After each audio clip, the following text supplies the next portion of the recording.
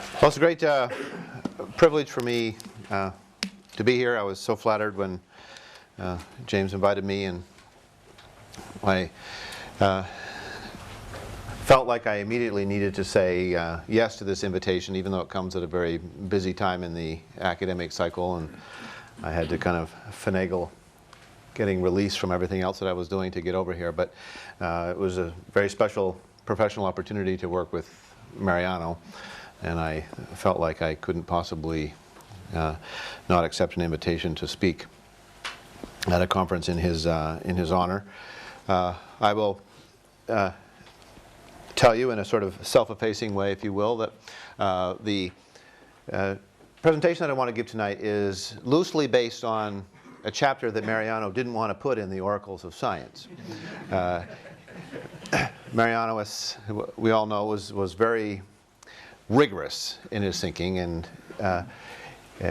I wanted to put a kind of a speculative chapter sort of at the end, kind of talking about kind of the large-scale cultural influences and so on, and how these oracles of science were creating stresses in evangelicalism. And he didn't disagree with the ideas, but he thought that this would take the book away from something that was rigorous and scholarly and kind of speaking for itself, and kind of move the voice out of that literature into our own voice. And so this was an idea which I've been exploring sort of since Oracles of Science, and have published a couple of things on it. It's sort of in the category, I guess, maybe in a conference that has ontology and metaphysics in the title. This is very much a warm-up sort of act, because this isn't going to be too deep. But it comes out of my reflection on what I call intellectual trickle down. I mean, I'm very interested in how ideas get out of the academy and into the pew. And we have students at our evangelical colleges that come up and they talk to you after you've lectured on evolution, and they have particular ideas that they got somewhere.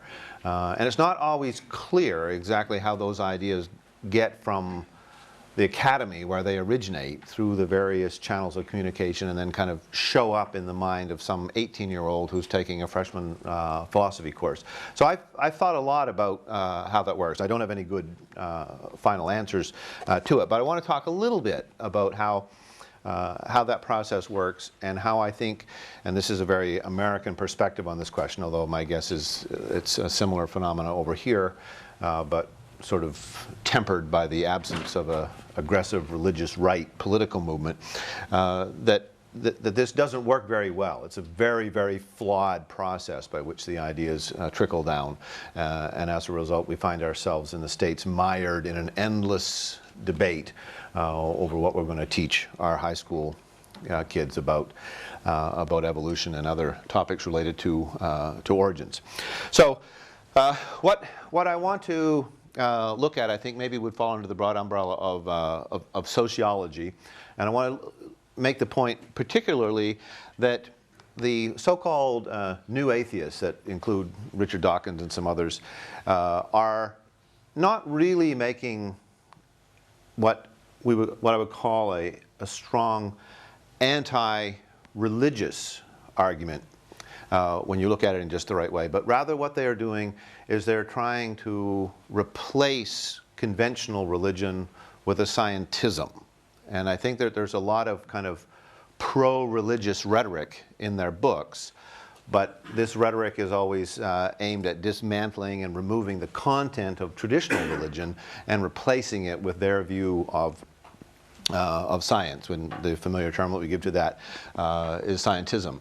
Now this book by Richard Dawkins is, of course, the most famous example, and kind of launched, I think, the so-called New Atheist movement. And there's been a whole host of books since then by people like Dan Dennett and Sam Harris and Christopher Hitchens, and then responses to those, and then responses to the responses.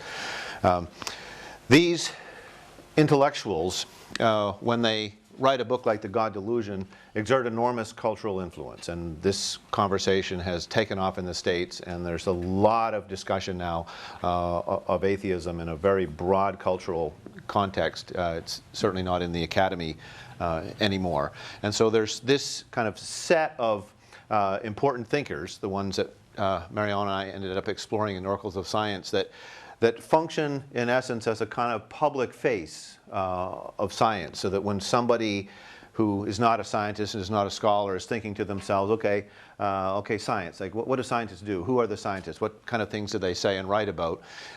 In many cases, I'm convinced that someone like a Richard Dawkins, who you see often on public television and so on, is very, very likely to be the model that you are using to represent science.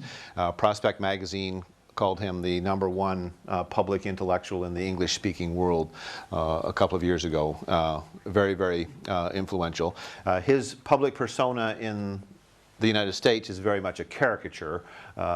He's known as nothing other than an anti-religious zealot. All of his sort of great work popularizing legitimate science is completely overlooked. But in the United States, at least, he's an enthusiast for anti-religion. He's very interesting in being a member of these two august societies, a literary society and a scientific society. There are very, very few people that can claim membership in both of those. And so this is a testimony to his great powers as a communicator, that he gets to rub shoulders with J.K. Rowling and sign his name with Charles Dickens' quill pen when the Royal Society of Literature meets. So this makes Dawkins, and I think this is a very good metaphor to use here, a central and even definitive figure in what John Brockman calls the third culture, which is a term that goes back to C.P. Snow. And C.P. Snow, I think, as you probably remember, wrote a very seminal volume based on a lecture a few years ago called The Two Cultures. Snow was a chemist, and as a chemist he participated in the scientific community, but then he also wrote some works of fiction that got him some literary acclaim, and he found himself living in two different worlds, going to two different kinds of parties, being invited to be interviewed by two different types of journalists, and so on. And he was very, very struck by how separated these two cultures were from each other. The literary world and the science world seemed to have no overlap. And in particular, he was struck by the sneering condescension of the literary crowd. They considered themselves to be the inheritors of the intellectual tradition. They were the intellectuals, and the scientists were just looked upon as practitioners of a certain set of applied arts, pretty ignorant for the most part.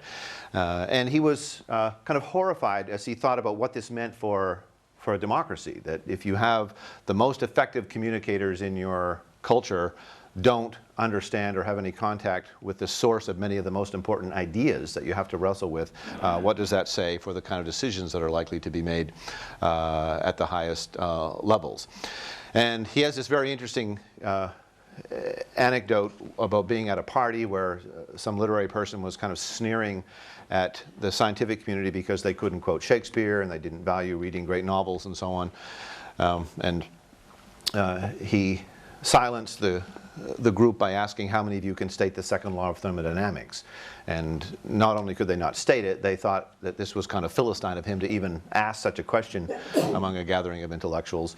And he went on to say that he felt like he could have asked any elementary question whatsoever about science, like what is mass, for example, or what is force, and they would have had absolutely no idea. And so he marveled in a very articulate way about how all of this great edifice of modern science had been built over the past couple of centuries, and yet these particular intellectuals don't understand it any better than their Neolithic ancestors would have. And how can this be there? So he felt like this problem was too important to go perennially unsolved, and so he predicted that there would be a third culture intellectual that would emerge, a particular type of communicator who would take the time to learn science, and in so doing be able to communicate the grandeur of the scientific story and make people interested in that.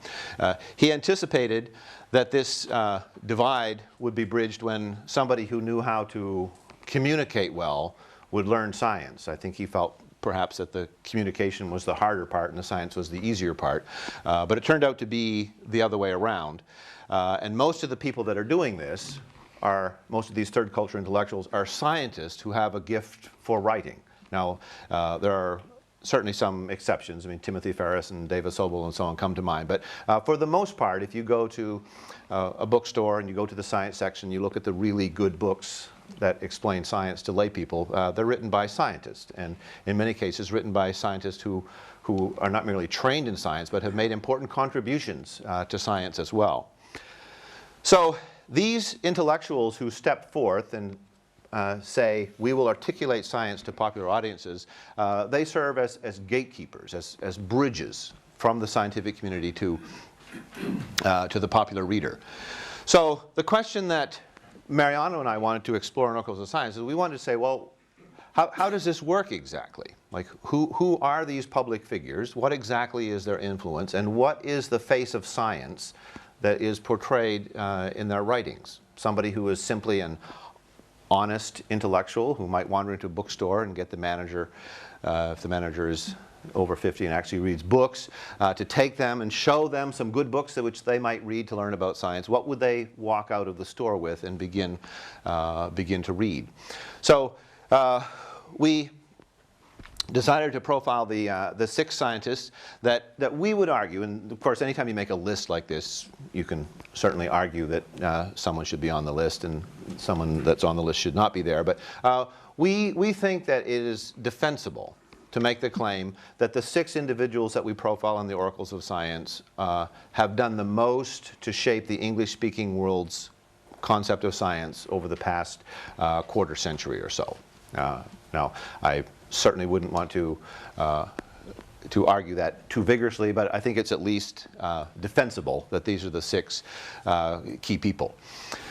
So these 6 scientists, and we decided this when we were looking at this that we wanted to rule out people who were effective communicators about science but were actually outside the scientific community themselves. And so Dan Dennett, who could be on a list like this, got ruled out by that criteria. So our list included Richard Dawkins, of course, who we all know and love. Stephen Hawking, certainly very well known.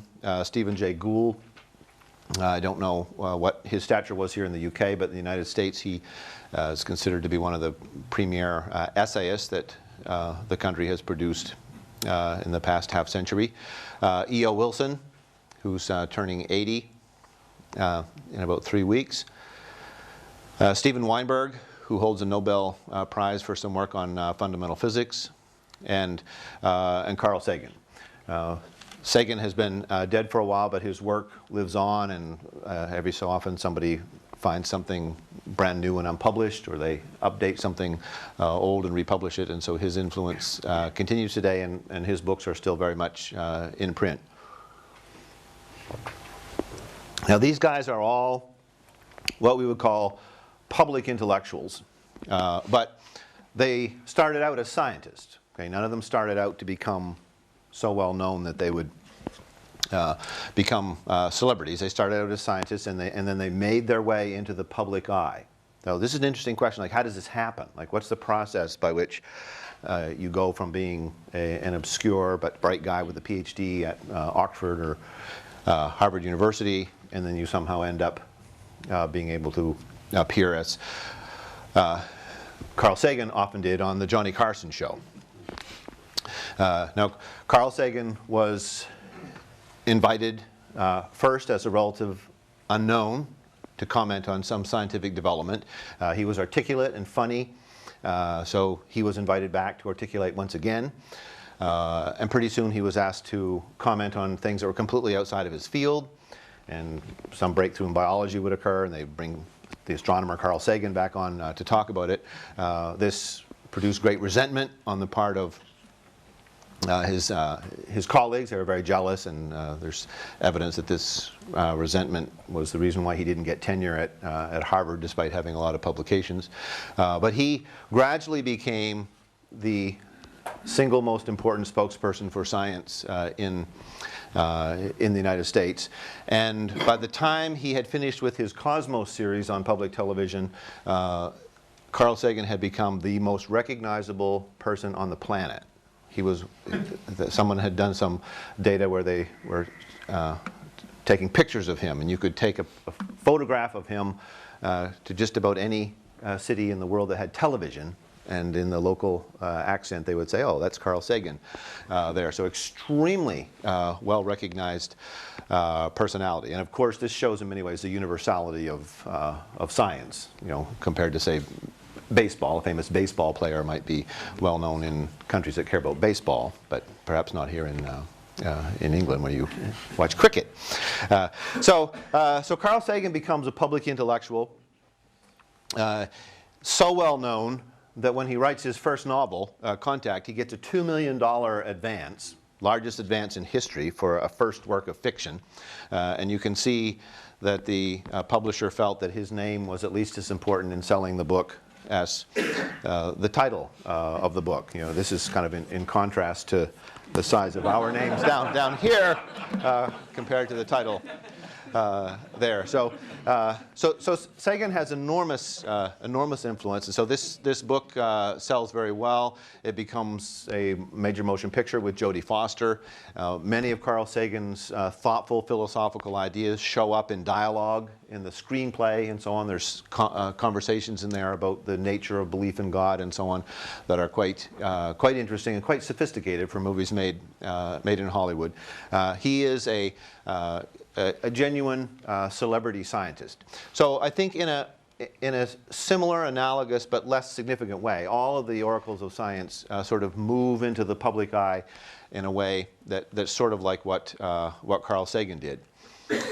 Now, Sagan got started because of the Johnny Carson show, and Johnny Carson used to be the kind of the referee of cultural relevance in the United States. If you could get on Carson, then you must be relevant. There is no natural successor to Carson. Jay Leno and Letterman, some people say Oprah is our new referee, but there's no clear successor. But I would like to suggest that one way you can tell that you are genuinely relevant is if your ideas or a caricatured version of yourself actually appear on Fox Network's long-running program, The Simpsons. Everything of interest in American culture gets satirized and sent up with great humor in The Simpsons. For those of you who don't watch it regularly, you may have not seen Stephen Hawking there several times. He's made multiple appearances, sometimes explaining esoteric things about black holes and so on.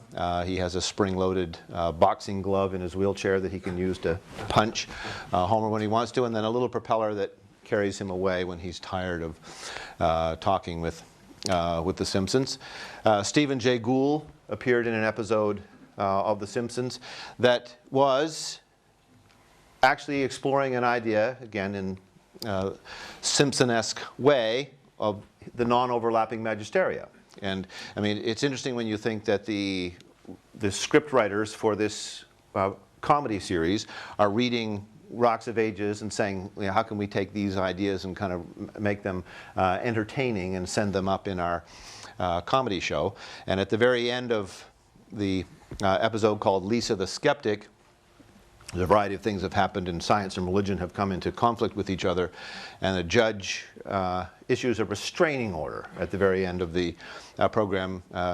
The restraining order insists that religion must remain 500 yards from science at all times, a kind of caricature of the non-overlapping magisteria. So a case can be made like this.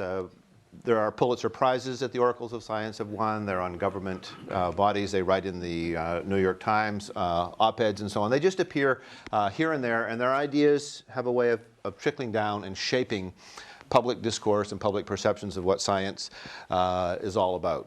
So in various ways, the oracles of science function as our public face of science. So this means that if you would like to know what science is about, they will tell you. What do they tell you? They will tell you that science is mainly about origins. This seems to be the most prominent and engaging topic in the scientific community. They will tell you that scientists are all atheists or agnostics. and sometimes even hostile to religion, and they will tell you that science is incompatible with religion. These are themes that run quite consistently throughout their writing. Now, this, of course, is not true, as we know, that science is not mainly about origin. Scientists are not all atheists and agnostics. So when they preach this particular message here, they are promoting the religion of scientism rather than the proper and restrained view of science as one particularly effective way of knowing. If we were to do a more careful study about what science is really like, by not wandering into a local bookstore perhaps, but maybe going to boring scientific meetings and reading the technical scientific literature, we would find out that science is not mainly about origins, and you can pick up any scientific magazine, and most of the articles are not about the origin of something. Origins is a relatively minor topic in regular mainstream science. Scientists, we would discover, are not interested in talking about religion and the religious implications of their work. I mean, you would not naturally find discussions of religion at a chemistry conference any more than you would find it at a baseball game. It's just not on the table, not because they're all hostile and they've agreed to leave it off the table, but because they just don't care. That's not what they're there to talk about. They're not interested in relating their work to religion. They may be deeply religious themselves, but they're in a context where this is simply of no relevance. And surveys show that there's a fair amount of religious belief in the scientific community. And the most publicized survey back in the 90s that Larry Witham and Ed Larson did showed that some 40% of the members of the AAAS were not only religious, but religious in a fairly conservative way. I mean, this is a fairly conservative view here, that they believe in a God to whom one may pray in expectation of receiving an answer. And the number who would have a more deistic view of God would be even higher. So this is the actual characteristics of the scientific community.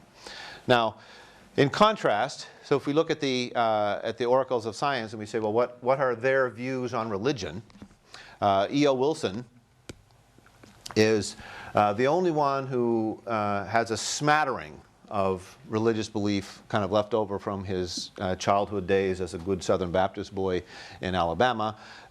He concedes that some of the remarkable fine-tuning of the universe is very suggestive, and he wonders if there might be some sort of a cosmic mind behind that, but he sees that as a question for the physicists to answer.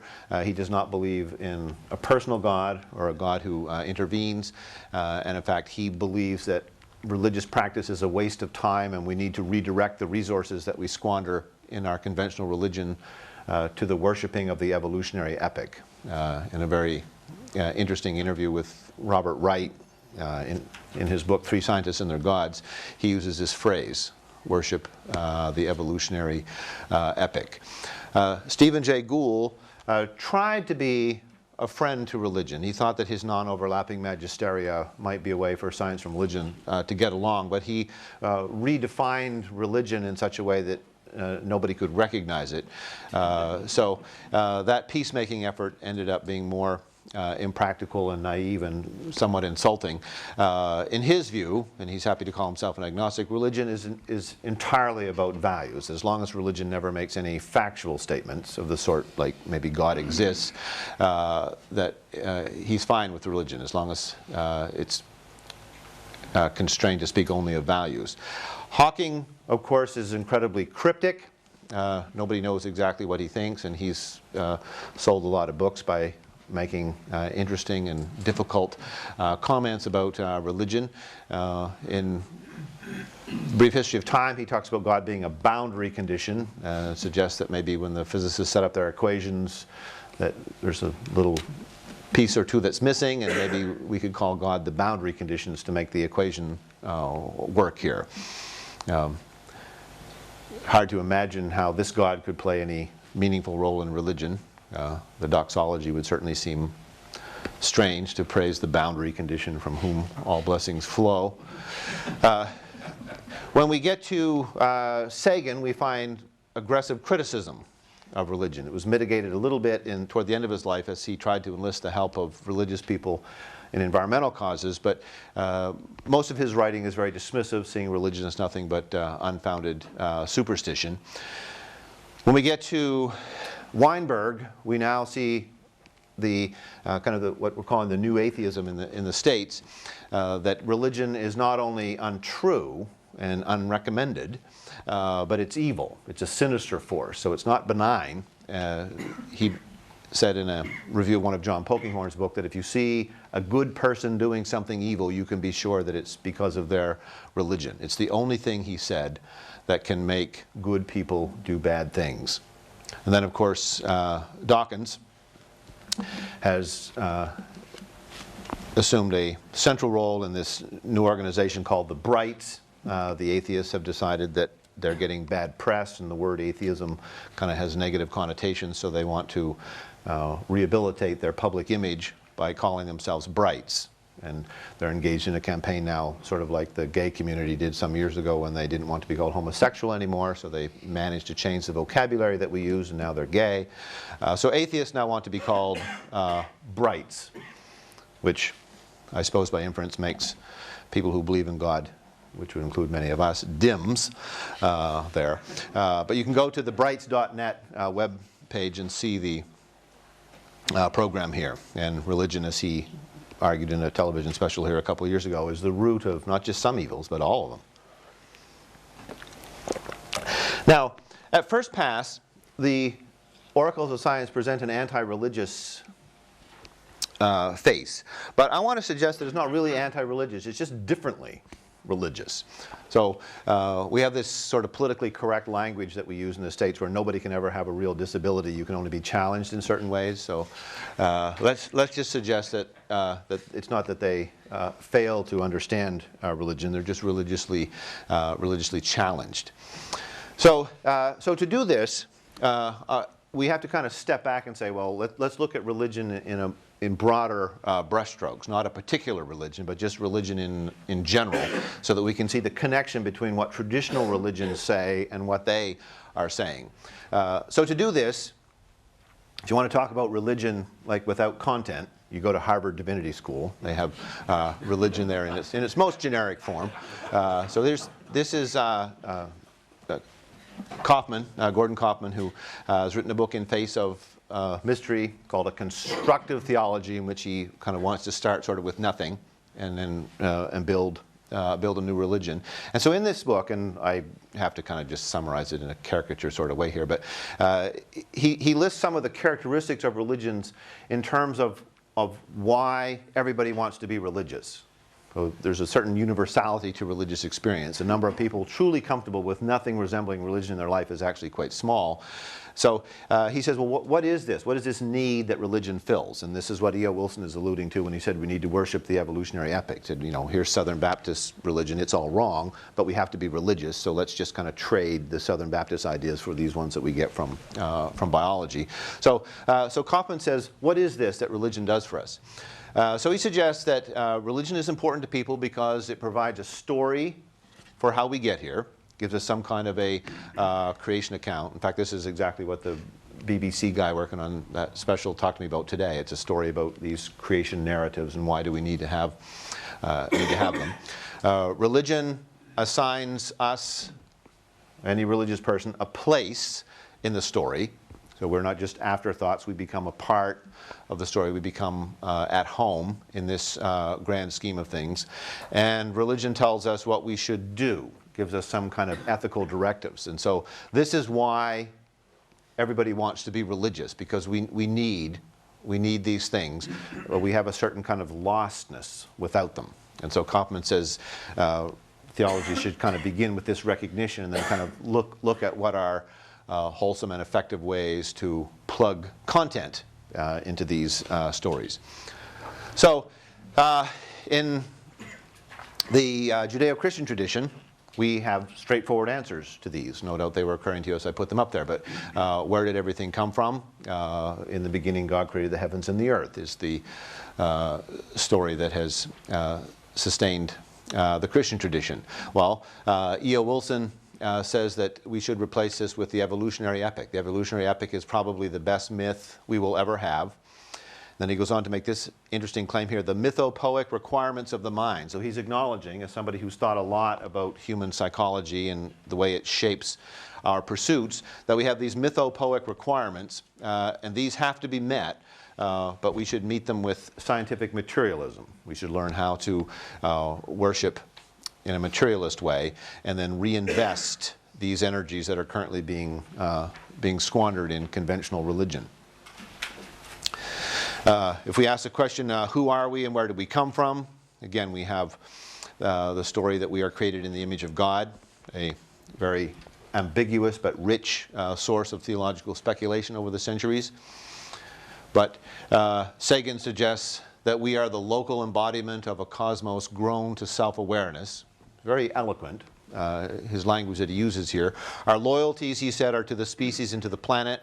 Our obligation to survive is owed to the cosmos, ancient and vast, from which we spring. Very, very theological sounding language, and filled with sort of ethical directives and so on. Like, I mean, what does this mean exactly, to be loyal to the species? How can we have an obligation to survive? I mean, he's pulling overtly religious and ethical language into what the reader thinks is a straightforward scientific exposition. How should we live? 10 Commandments, and there's a bunch more there if you read around. This has been one source of ethical directives. Sermon on the Mount gives us a statement about Christian values and so on. But we have the same kind of language that occurs in the writings of Weinberg and others. Weinberg, in a very eloquent passage at the end of the first 3 minutes. This is a grand book. If you haven't read this book, I recommend it. It's very, very short. And at the very end of it, he becomes quite poetic, and he's riding in an airplane, looking down at clouds and roads below the clouds and so on. And he talks about how marvelous the world seems, but how, if you really look at it closely, it's hostile. The more the universe seems comprehensible, he said, the more it seems pointless. So he makes this eloquent lament about the pointlessness of existence, but then he sort of says we can rescue ourselves from all this by doing science. The effort to understand the universe is one of the few things that lifts human life a little above the level of farce and gives it some of the grace of tragedy. Okay? Not a dramatic promotion, but some improvement there to be working on a tragedy instead of a farce. Now, in all of their writings, and it almost always occurs, this is what Mary Midgley calls the chapter 7 effect or something like that, but it always occurs kind of toward the end of the book. Like these books kind of give a straightforward exposition of science. It's clear and articulate and not overly philosophical. And then when they get to the end, they need to say something about what it all means. And so the exposition kind of morphs at that point, and they go into this quasi-theological mode and start talking about things like this. This kind of rhetoric is completely missing for the first 90% of the book, but this is literally on the next to the last page. He begins to raise these kinds of questions. Now, these what does it all mean conclusions communicate certain important things about science to people who don't understand science very well. So if you read an interesting book and you're taken along this path by the author, you like what you're reading, you respect the author, and you wonder, well, what does this all mean as you're reflecting on it, and you get to the end, and then they tell you. You are going to think, and I think very innocently, that the point of everything that you've done so far in the book is now explained in this kind of finale. So it's not unreasonable to think that Weinberg, who clearly understands a lot about cosmology, is making an actual point here that does follow. Now, it's the purpose of conferences like this to have conversations where we understand that this doesn't follow, but that's a complicated argument, an argument that many people are going to miss. So there are some very significant people in the States and probably over here as well, who simply have missed this. They have taken the conclusions to these books at face value and drawn what they believe is a faithful inference, and I would say it is a faithful inference. That Philip Johnson is one of them. He's the fellow that started the intelligent design movement some years ago with this book, Darwin on Trial, and has since published a set of books. But in Darwin on Trial, he says science is based on philosophical naturalism, not data. Evolution, he says, is promoted to persuade the public to believe that there's no purposeful intelligence that transcends the natural world. Now, he got these ideas from Richard Dawkins. He was on a sabbatical here in London in the 80s, relatively new Christian, went into a bookstore, purchased The Blind Watchmaker, and found that on every other page of this book, Dawkins seemed to be assaulting the traditional creation story. And as a lawyer, familiar with rhetorical analysis, and a very bright guy, he began to feel like the claims which are being made in this book are not really scientific claims, that this seems to be an anti-religious polemic. It doesn't seem to be a straightforward scientific exposition. Now, this, I think, is a woefully inadequate view of science, but it is not an unreasonable inference to take out of The Blind Watchmaker. Now, if he had started with Mariano's The Mind of the Universe, perhaps instead he might have not launched the intelligent design movement. But starting as he did, it's very easy to see how he ended up very, very concerned about what science was doing with its replacement creation stories. Now, this guy here is doing all kinds of dreadful mischief now in the States. This is Ken Ham. A couple of years ago, he opened a $27 million creation museum in Kentucky. And it has succeeded beyond his wildest dreams. Hundreds of thousands of people are paying $20 a piece to come in and see his science museum, which explains how the Earth is 6,000 years old, that dinosaurs were contemporary with human beings, and so on. He's very, very influential, and you would have no idea how many evangelical Christians sit in Sunday school classes in the United States and watch videos where this guy unfolds this bizarre anti-scientific view of natural history. He has a very nice glossy magazine with a circulation of about 60,000. This is a magazine that, despite the troubled times of print media, is actually growing in size, growing in circulation, and being published more often. It's a beautiful, gorgeous magazine filled with stories about how the first few chapters in Genesis are scientific accounts. His book, Evolution, The Lie, is a kind of a mini classic in the anti-scientific literature.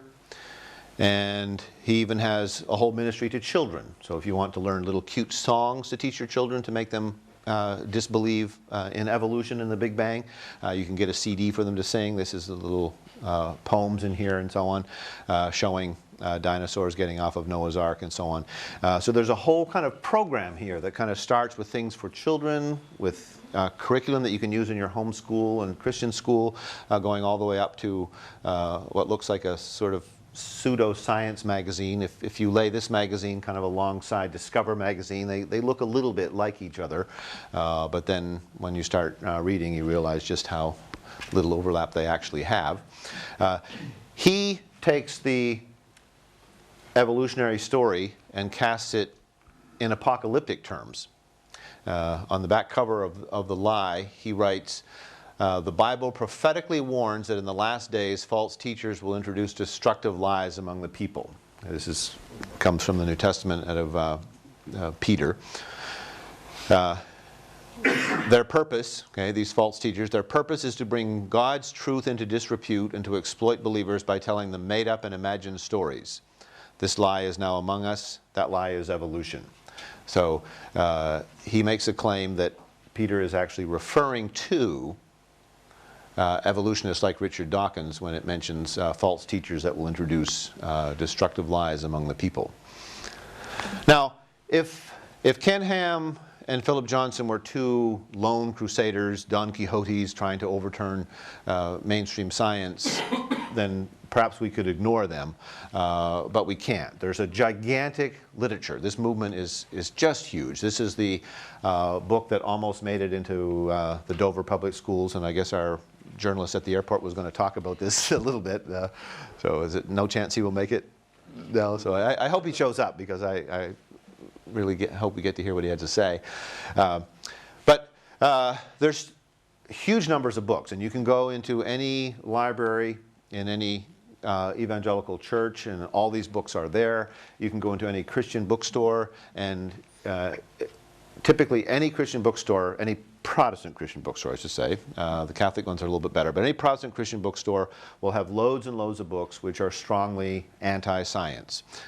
You will hunt in vain for a pro-science book. There might be one or two that you could find, because some have appeared over the years, but for the most part, the books are all hostile to science, like these books here are. And this is just a publishing industry. There's millions and millions of dollars in this. Ken Ham's Answers in Genesis organization has some 200 employees, a budget of like $10 million a year. I mean, it's like a small university with a single-minded goal to get rid of evolution. So this isn't going away at all. And in fact, this has reached the point where it's not even close to being a scientific conversation anymore. This is a part of what we call the culture wars in America, which is all about like who gets to say who we are, who gets to tell the creation story for Americans. Now, in the book that I wrote before, Oracles of Science, my co-author and I make this case in here that this is the first step to understanding evolution, is to move it out of science and place it in a cultural context, so we understand what the word evolution means. A lot of biologists don't understand this, because for them evolution has a narrow scientific meaning, but the person on the street, when they hear the word evolution, does not think of a biological theory about mutation and natural selection. They think of an atheistic alternative to the biblical creation story. This particular controversy is actually fought on bumpers. This is kind of the level at which it's gone. So like, this is the familiar Jesus fish, and one of my students went to grad school and sent me this Darwin fish, the new and improved one that's evolving now, growing legs there. But then there's a truth fish that can eat the Darwin fish there. But then there's also a Darwin fish that can eat the Jesus fish. And then some irreverent pundit has created this one here, which I'm just not sure exactly what we should make of that, but I usually don't leave that up too long. So we replace it with this one here for evangelical audiences. So this is kind of the competition here, kind of like it's like at this level. I mean, as if we just automatically know in advance, right, that Jesus and Darwin, or at least Darwin's ideas, have to be juxtaposed in this particular way.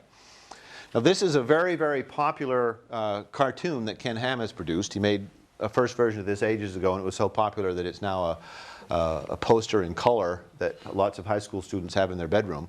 But it's very interesting to look at what Ken Ham has done here with this. There's a lot in this.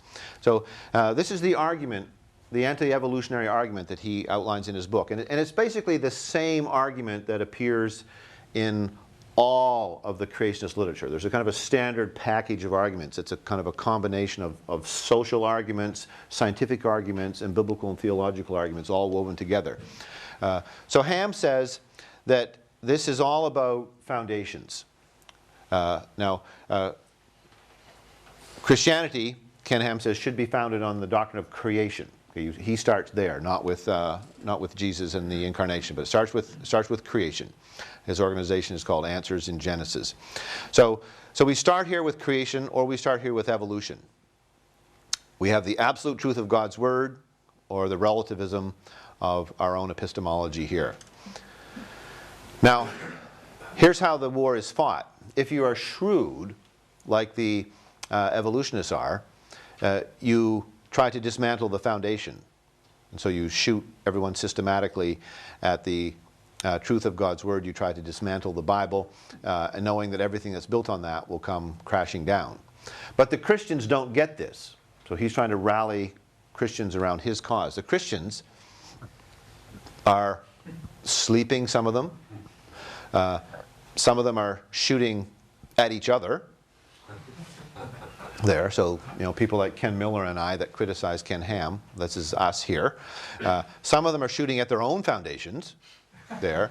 Now this guy here, who's actually doing something useful, like he's actually exploded one of these balloons up here. So, this was drugs or reality TV or something up there that you think is horrible, has been destroyed. But no one understands that you've really got to shoot at evolution and dismantle this foundation here. Now all of these bad things, and a whole host of other ones, have all arisen because of evolution. That if it weren't for Darwin and his ideas, and there are pre-Darwinian evolutionary ideas that play into this as well, but if it were not for our embrace of evolution and its implications, we wouldn't be racists, we wouldn't think euthanasia was a good idea, our families would be more secure, gays would be back in the closet, we wouldn't have so much pornography, abortion and so on, all of these evils. And they make this, it's a very specious, fluffy argument, as you can imagine, but they make this argument that all of these evil things are the result of evolution. Now of course, who wouldn't be concerned about an idea which gave birth to all of these things? I mean, if we were absolutely convinced that evolution made us racist, then perhaps we would look at it a little bit differently. But as we know, that's not the case. So this is a very, very popular kind of summary of how this plays out. And for everybody who has ever read a science book, there probably are 50 people that have this poster hanging in their room or their church. So Ken Ham and Philip Johnson, I think, are natural cultural responses to the oracles of science. Like, I don't think they're eccentric and incomprehensible. I think it's only natural that a deeply religious, somewhat anti-intellectual culture like America would produce some response to these guys who are all so unfriendly to faith. Now this raises a very interesting question. I don't have an answer to this, but why is this?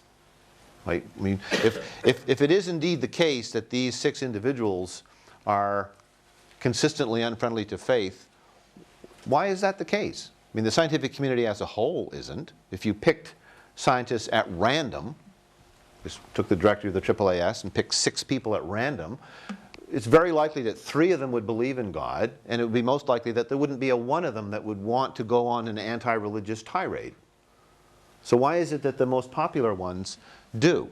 Is there something about the anti-religious tirade that has made them into public figures? I'm sure that's a part of it. It's always interesting to have conflict, and people like Dawkins are aggressive and acerbic, and it's fun to quote him.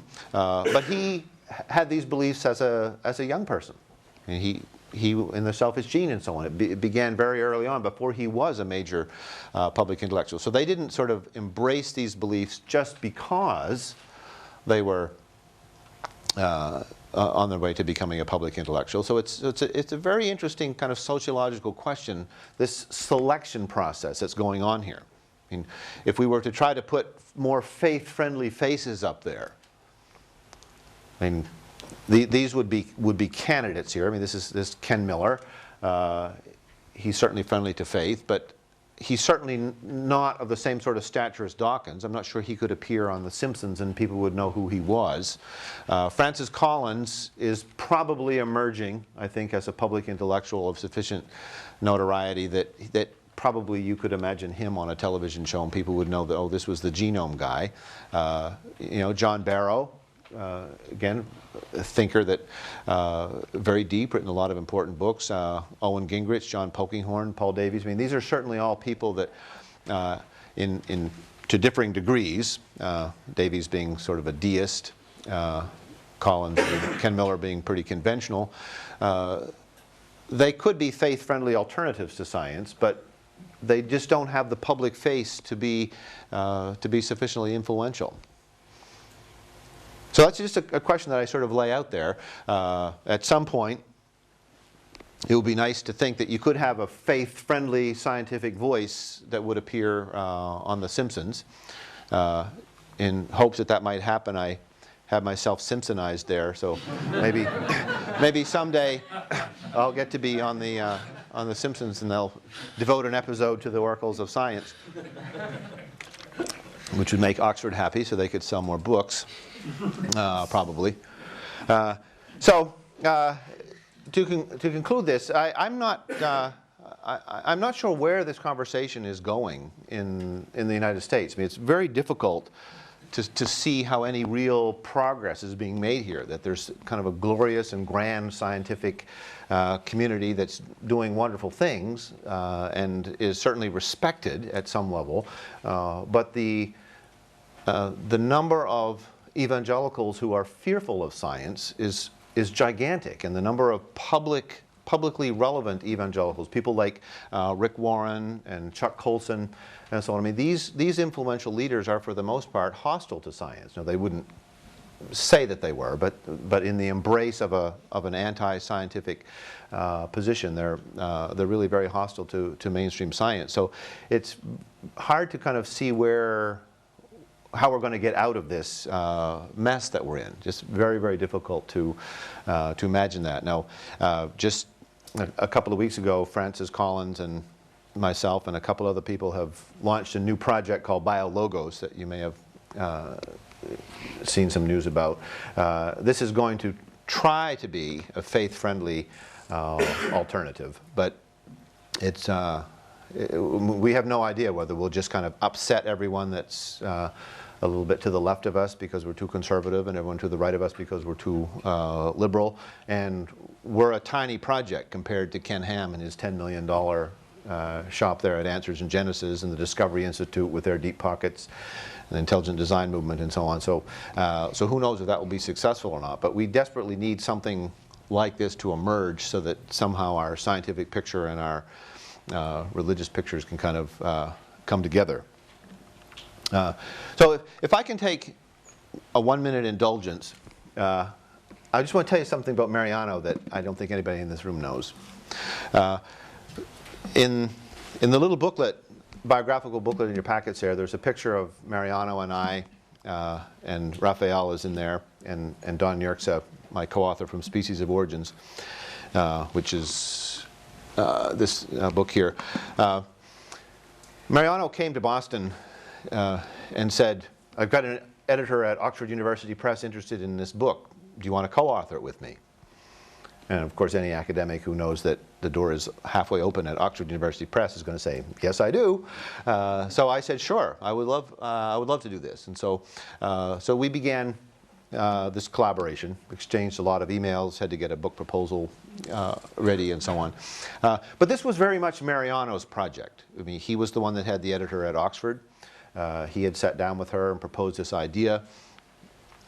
And he wrote the first drafts of most of the chapters in the book.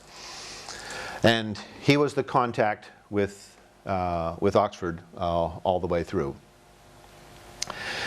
And at the very last minute, and you know from the history of this that he received a copy of this actually in the hospital as he was dying.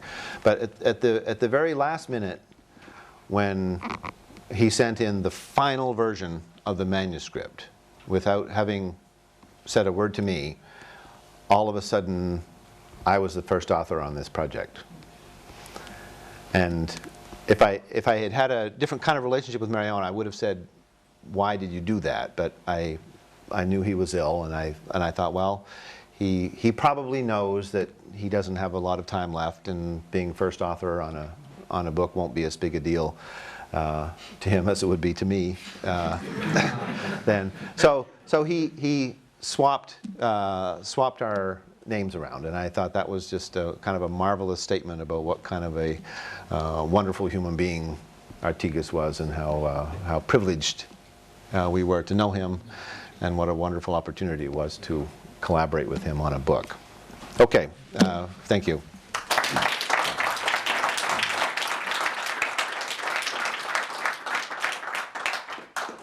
Thank you very much, Karl. Okay. Do you want me to sit down now, or questions, or? Yeah. Okay. Questions. We have kind of 5-10 minutes for questions, and while we wait, whether these friend of ours Yeah. it's just kind of beautiful. So, I see 2, 3, 4. Okay, so just 3 questions.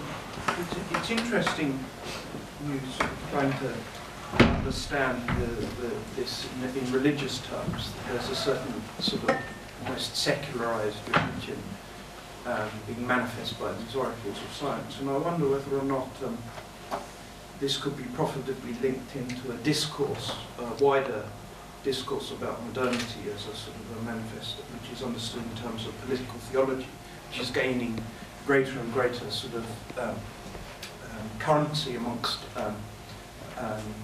both theological and social thinkers. So, for example, it's very big in the agenda of radical orthodoxy movement and of Vogelin and people like that. And in a sense, trying to answer the question with respect to science by actually going back, in this case, to its real origins, which is perhaps cultural and religious. And in that sense, perhaps, we might even say that the very things which are leading to many of the other sort of developments which people like Ham associate with evolutionism are themselves perhaps rooted in a sort of a voluntarist, the emergence of a voluntarist approach to nature, which was precisely sparked at the time of the Protestant Reformation.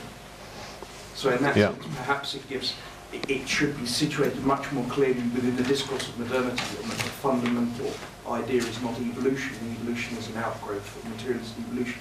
Is an outgrowth of deeper intellectual currents. Yes, I mean, I certainly would agree with that. But I think that more immediately relevant, particularly in the States, is that evolution during earlier periods was indeed closely associated with some of these viewpoints. And if you look in, for example, the textbook that John Scopes used in Dayton, I mean, it has a chapter on, or not chapter, but it has sections on social Darwinism, and it talks about people who have defective genes and how they need to be quarantined and so on. And there's all of this stuff about racial hygiene, and children are encouraged to think hard about who they're going to procreate with, and so on. So there is this intimate connection, which is kind of being denied now. That if you read like the way that an Ernst Mayr in his histories of evolutionary thought, or Carl Zimmer in the book that was the companion to the PBS series, I mean, they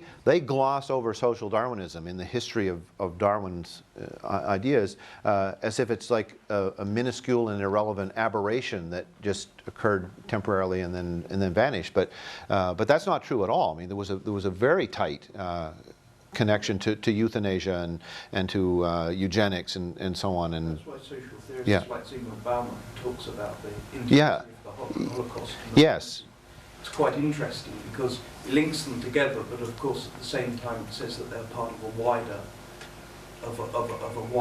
sort of explanation. Yes, and a lot of mileage. I mean, Richard Weikart wrote this book about Darwin and Hitler, and I mean, scholars for the most part reject his argument, but his argument is very compelling at a rhetorical level, and you have to be a scholar. I mean, I'm not a historian at all, and so I read that book, and if everything that he says is legitimate, and it sounds legitimate to me, then wow, Darwin caused the Holocaust. And you have to kind of know an awful lot about history and the things that Weikart has left out and so on to get away from that connection. So not everything that Ham and Philip Johnson are saying is just pulled out of thin air. I mean, it's rooted somewhere. but the connections are just not as tight as they claim. I'm curious about the origins of the term cultural wars. This term is probably in the last 2 or 3 decades, I would guess. And I've heard the term come up in, for example, the conflicts between different branches of the mathematics department, one wanting set theory and the other wanting traditional mathematics. So how are you using the term cultural wars? Do we have another term that we could substitute for? Well, in James Hunter's language, and he wrote that book, The Culture Wars, which kind of created this very useful label for understanding a lot of things that were going on in American politics. But there is a kind of a well-defined distinction between the religious right and sort of the more mainstream American thought, in which a whole constellation of ideas are all attached to each other, so that you can go to Ken Ham's museum, and you can tell who everybody will vote for who comes through the turnstiles. You can tell what their position will be on global warming. They will all be anti-abortionist. Like, you can take a whole set of positions, and they will all believe in lower taxes. They will oppose universal health care. They'll be in favor of vouchers for the public schools. I mean, there's a whole set of things that all go together, creating this alternative vision of what the culture ought to look like. Now, I mean, it's hard to imagine that in a mathematics department there'd be that much additional baggage that would go with preference for set theory there, but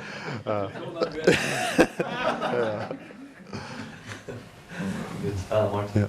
Yes, Carl, thank you for that. I want to get your reaction to this. Ted Peters and I have sort of taken the position that, or made the case, I should say, that creationists, certainly intelligent design people, but even scientific creationists are not really anti-science. In fact, they honor science tremendously. I didn't really appreciate that until Ted sort of forced me to go down to San Diego and visit the Museum of Scientific Creationism there, and realized that they actually honor the scientific enterprise. The opposition they have is to what you've called very accurately scientism, and more importantly to what Ted and I like to call the shrink wrapping that was placed on Darwin's theory by people like Huxley, Spencer, and Galton within a decade after it was published. The day after, in fact, Huxley wrote this famous letter to Darwin saying, "Dear Charles, I read your book." And so their reaction seems to be more to that shrink wrapping that you indicate seems so tightly fit, but yet the scientific aspect of what they're doing is honoring the same science that everybody else is going after. In a way, they are not really anti-science. Yeah, I mean, you could make that case, and thank you for maybe pointing out that I perhaps have overstated that a little bit. But I would say, though, that if you look at the books and the publications that come out of the intelligent design movement and the scientific creationist movement, almost all of the ideas in those books are pot shots at weaknesses within science. Yes. And there's so little constructive, positive science that's present there that even though you can point to this or that counterexample where someone's actually counting tree rings or doing something like that, but for the most part it's just a kind of poring over the existing scientific literature, trying to find the weak spots, gathering together as many of these weaknesses as you can, and then trying to present these to an uninformed reader as if this is representative of the whole. I mean, in Darwin on Trial, I mean, if you look at Philip Johnson's footnotes, like, he used a book called Problems in Evolution, and then he just took those examples and presented them as if this is typical of what's understood about evolution. So in this sense, I think that it is most powerfully anti-science. Certainly Philip Johnson. Right? Yeah, but there's counterexamples, as you point out. Okay, I have 3 questions left here. So first, James. Yeah, I would just like to echo those comments. I mean, I'm absolutely amazed about the way that you lump together creationism and intelligent design. I mean, they belong to completely different universes. And I'm sort of perplexed. I mean, you can't not read Behe's book, for example, and not realise that this is a really, really serious guy who's got a really serious point. but, you know, and lives, you know, it's got absolutely nothing to do with the creationist argument.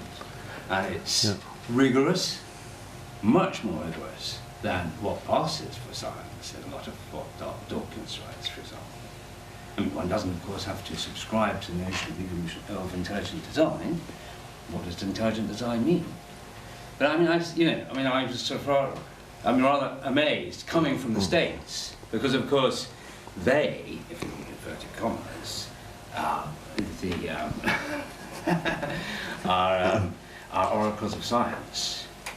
I mean, that is exactly what they want. The notion that somehow or other you can lump together the creationist argument with the serious intellectual, which one can't help but that's about, you know, the coherence of the scientific argument.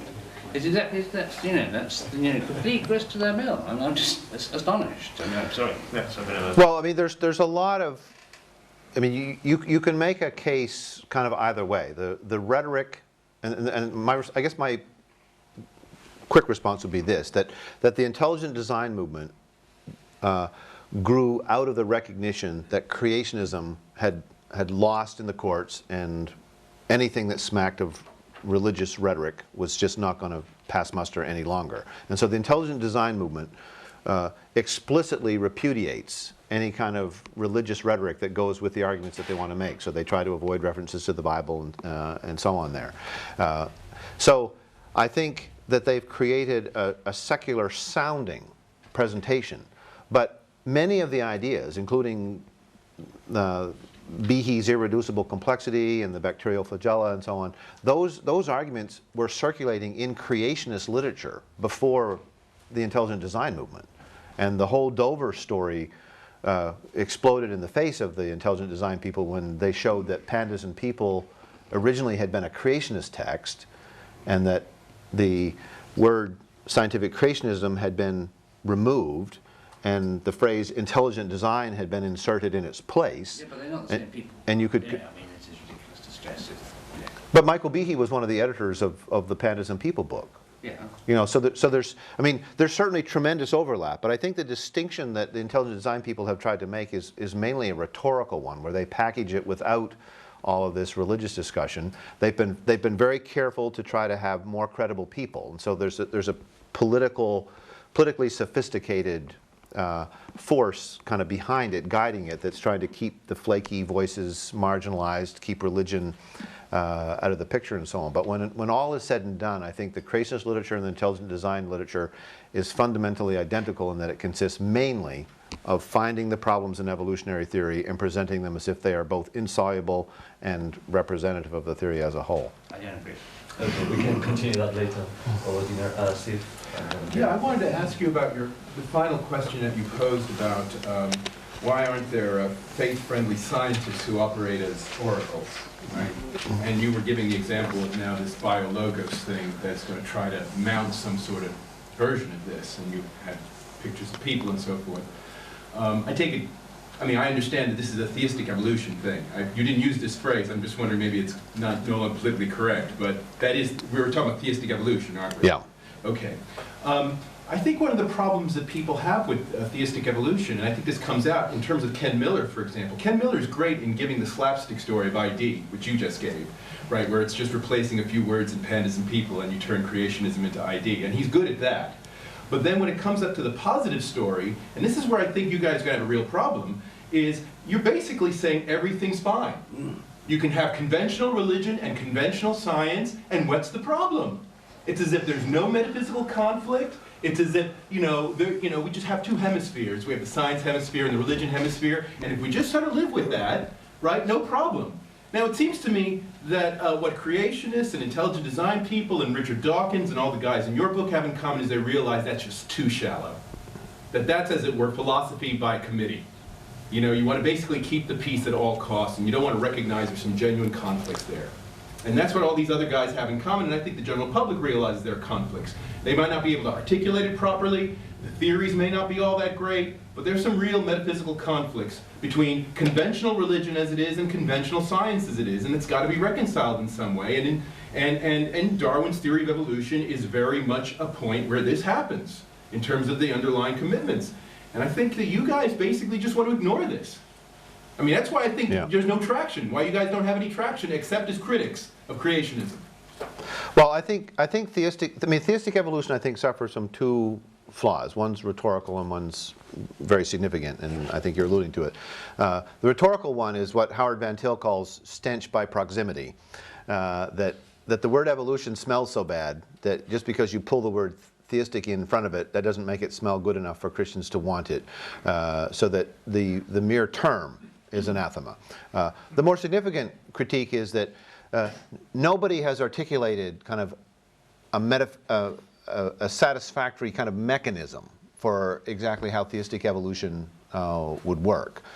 So it does seem, and I agree with you, it does seem like you're just trying to say, well, we're just going to say that God created, and we're going to say evolution is true, and we're going to suppose that those two things work together. I think that is not a simple assertion at all.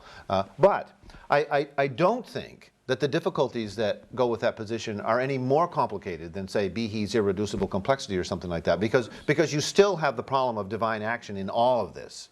And even the six-day creationist, I mean, they don't have any mechanism by which God creates. I mean, there's no kind of, well, this is how electrons and protons come into existence when God says, let there be. I mean, there isn't any. So all of these theories on origins that presuppose divine action suffer from the same deep mystery about exactly how God does what God does. They recognize it explicitly, and they recognize the conflict, and the conflict is discussed openly in their terms. But you guys seem to want to avoid conflict within your own terms. I mean, do theistic evolutionists have arguments amongst themselves about how this stuff works? Yes.